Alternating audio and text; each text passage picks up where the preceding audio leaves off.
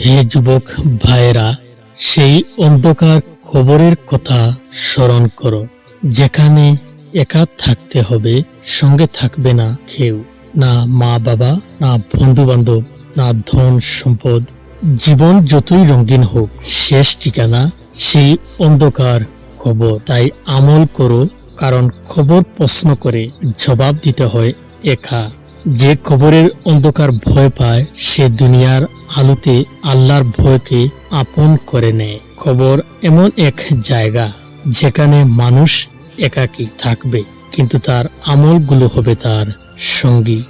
যারা দুনিয়ায় নামাজকে গুরুত্ব দেয়নি, কবরেই তারা বুঝবে নামাজের মূল্য কতটা ছিল। কবর প্রতিদিন ডাকে, হে মানুষ, আমি একাকী, অন্ধকার ও ভয়ানক, তুমি আমাকে নেক আমলের আলো দিয়ে আলোকিত করো। জীবন শেষে কবরই তোমার স্থায়ী ঠিকানা। তাই এমন ভাবে বাঁচো যেন কবর তোমার জন্য জান্নাতের বাগান হয়ে ওঠে।